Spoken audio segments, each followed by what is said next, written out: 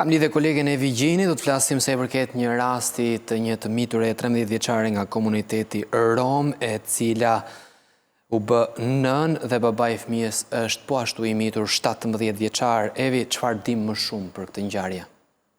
Rasti është zbuluar pasi e mitura 13 vjeçaria ka kryer lindjen e saj në maternitetin e Fierit.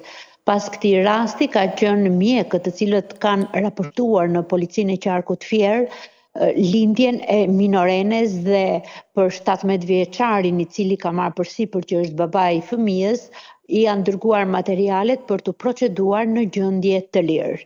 Kjo është pak a shumë historia e cila është njoftuar nga policia dhe materialet tashmë i mbeten prokurorisë së Fierit për të hetuar dhe për veprën penale të 17 vjeçarit marrëdhënie seksuale me të mitur.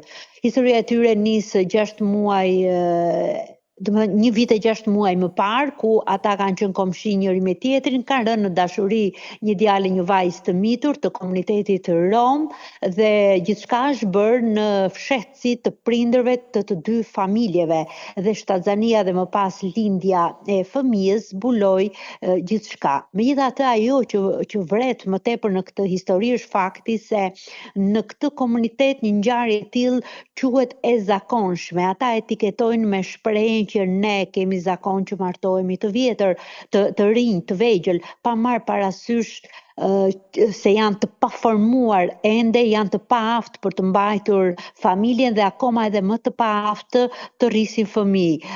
Siç i thonë në mënyrë të përgjithshme, janë fëmijë që duhet të rrisin dhe lindin fëmijë. Megjithatë, ky nuk është rasti i parë që në komunitetin Rom ndodhin ngjarje të tilla. Duhet kemi parasysh që një vit më parë edhe në një fshat të Divjakës, e njëjta pothuajse histori ku një 18 vjeçar la shtatzan një vajzë edhe më pas u martua, është arrestuar nga policia, ndërsa në këtë rast kemi ndjekje penale në gjendje të lirë, ndoshta për shkak edhe të moshës së vogël të babait, 17 vjeçar, dhe ai tashmë është i mitur.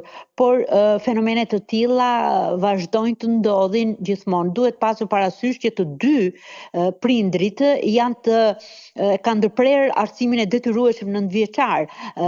Babai 17 vjeçari ka bërë 7 klas, ndërsa nëna 13 vjeçe ende fëmijë ka bërë vetëm 2 klas, as arsimin fillor nuk ka, sa për të mësuar të lexojë dhe të bëjë ndonjë mbledhje me shifra të vogla.